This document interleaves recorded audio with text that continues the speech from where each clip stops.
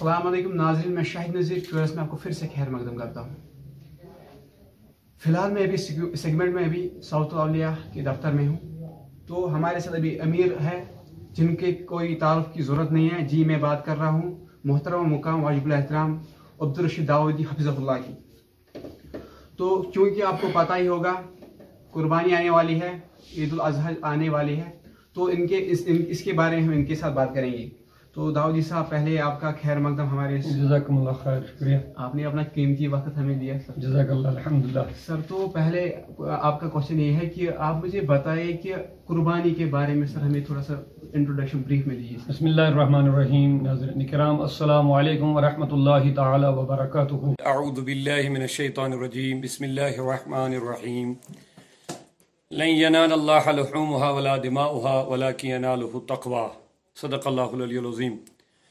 सबसे पहले मैं तहरीक सौतुल औलिया जम्मू कश्मीर की तरफ से आने वाली ईद उल बकर के मौके पर पूरी कायनात और बिलखसूस उम्मत मुस्लिमा के लिए मुबारकबादी पेश करना चाहता हूँ। यही दुआ के साथ कि अल्लाह ताला इस ईद को पूरी आलमी इंसानियत के लिए अमन व सुकून का पैगाम लेकर के हमें अता फरमाए। और आपका आना हमारे लिए मुबारक।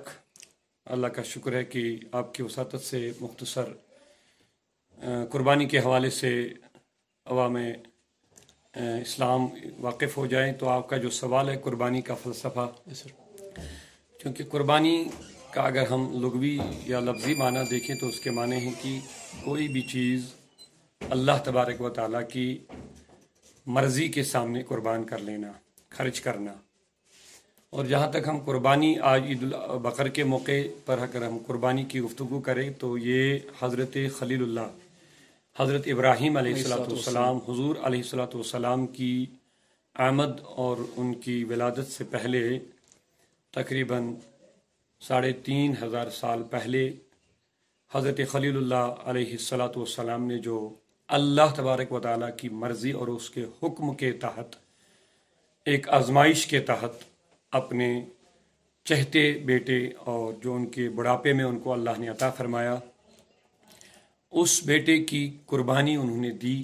हालांकि वो ज़बे तो हुए नहीं, लेकिन एक अजीम आजमाइश खलीलुल्लाह पर आई उस वक्त बेटे की कुर्बानी। क्योंकि वो पैगंबर थे, अल्लाह ने उनको ख्वाब में बार बार ये हुक्म दिया कि तुम बेटे को मेरी रज़ा के लिए ज़बह करो, कुर्बान करो।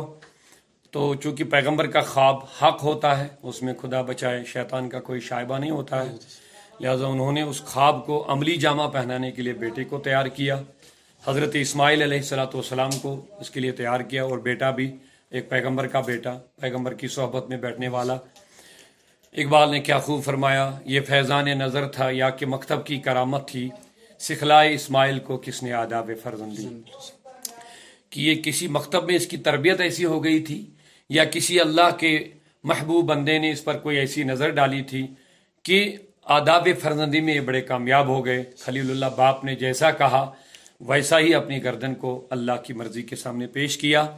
तो ये है असल में अल्लाह तबारक व तआला ने फिर उसका बदला यही रखा। जब वो कामयाबी हो गई, उसको मतलब वो ज़िबे तो हुए नहीं, लेकिन उसको जो हुक्म मिला उस हुक्म को के मुताबिक उन्होंने बेटे की गले पर, उसके हल्के मुबारक पर छुरी रख ली। तो अल्लाह ने फरमाया कि इब्राहिम तुम अपनी मकसद में कामयाब हो गए, जो हमने तुमको इम्तिहान किया इसमें तुम्हें कामयाबी मिल गई, तो लिहाजा इसका हम अजीम बदला तुम्हें दे देंगे। तो यही अजीम बदला उसका है कि अब सुबह क़यामत तक ये एक अजीम बदला है उनका, क्योंकि अजीम कुर्बानी उन्होंने पेश की। बेटे के गले पर अल्लाह के हुक्म के मुताबिक छुरी रखना कोई मामूली बात नहीं है, और बड़ी कामयाबी हुई उसको इम्तिहान में। तो अल्लाह ने उसका बदला ये दिया कि सुबह क़यामत तक जितनी भी कुर्बानियाँ की जाएंगी उसी की याद में की जाएंगी। और इसके लिए हज़रत रसूल अकरम सल्लल्लाहु अलैहि वसल्लम की बारगाह में जब सहाबा ने अर्ज़ किया माहिया या रसूलल्लाह माहिया अदहिया, या रसूल ये कुर्बानियाँ है क्या? क़ाला नबी सल्लल्लाहु अलैहि वसल्लम सुन्नतु अबीकुम इब्राहीम, ये तुम्हारे इब्राहीम तुम्हारे बाप हज़रत इब्राहीम की सुन्नत है। तो खलीलुल्लाह की सुन्नत ही को कुर्बानी करार दिया गया। تو ان کی یاد کو تازہ کیا جاتا ہے. تو یہاں سے ایک فلسفہ یہ بھی کہ جو اللہ کے لیے قربانیاں دیتا ہے تو اس کو اللہ تعالیٰ بڑھاتا بھی ہے اور اس کی یادیں ہمیشہ تازہ رہتی ہیں. یہ ہیں قربانی کا مین فلسفہ کہ یہ حضرت ابراہیم کی سنت ہے اور ہمارے لیے اس میں بہت بڑا اجر و ثواب ہے. سر اور میں یہ بتانا چاہتا ہوں کہ جو لوگ ہیں اب ان کو پتہ ہے اب کیا ٹھیک ہے غلط ہے، وہ لوگ وہ اپنے آپ کیا لوگوں کو آپ دیتے ہیں عید الاضحیٰ جو آنے والی ہے ان کو آپ کو کیا میسج دیتے ہو اسٹیج سے کہ جیسے کہ آپ کو پتہ ہے پینڈیمک چل رہا تھا، کووڈ چل رہا تھا، تو آپ میسج کیا دینا چاہتے ہو کہ عید کیسے بنائے یہ والی عید الاضحیٰ، تو ان کے لیے میسج؟ دیکھیے قربانی کے تناظر میں اگر ہم پیغام یہ دینا چاہیں گے تو پہلا پیغام یہی ہے کہ مومن وہی ہے کہ جو اللہ تبارک و تعالی کی مرضی کے سامنے اپنی ہر چیز قربان کرنے کے لیے تیار ہو جائے گا. یہ ہیں اصل پیغام. چاہے بیٹے کی قربانی تک بھی دینی پڑے گی اللہ کی مرضی کے لیے، تو مومن وہی ہے کہ جو یہ بیٹے کی قربانی بھی بلا دریغ دے دے گا. اور دوسرا یہ ہے کہ اس میں کوئی نام و نمود نہیں ہونا چاہے. یہ ایک ایسی عبادت ہے کہ جو اللہ تبارک و تعالیٰ کے ایک پیغمبر نے بیٹے کے گلے پر چھری رکھ لی. یہ اللہ تبارک و تعالیٰ واضح ارشاد فرماتا، جیسا کہ میں نے کہہ دیا کہ لن ینال اللہ لحومها ولا دماؤها. اللہ فرماتا ہے کہ تمہارا قربانی کے جانوروں کا نہ گوشت میرے پاس آتا ہے نہ تمہارے قربانی کے جانوروں کا خون، بلکہ تقوی. یہ دل کا تقوی ہونا چاہیے، اللہ کی مرضی اس میں ہونی چاہیے بس. اور جہاں تک آج قربانی، چونکہ جب ہم اللہ کے حکم کے مطابق چلیں گے تو ہمیں یہ کہنے کی ضرورت ہی نہیں کہ کیسے چلنا کیسے نہیں چلنا. ہمارے سامنے پیارے آقا صلی اللہ علیہ وسلم کی سیرت ہے، انہوں نے ہمیں جائز و ناجائز تفصیلاً بتا دیا، حرام کیا ہے، حلال کیا ہے، جائز کیا ہے، ناجائز کیا ہے، اور عید کو کیسے ہمیں منانا ہے. جہاں ہمیں اللہ کی مرضی ہے بس وہی کرنا ہے، جہاں اللہ کی مرضی نہیں اس بات سے ہمیں رکنا ہے. تو یہ سب سے بڑا پیغام ہے عید کا.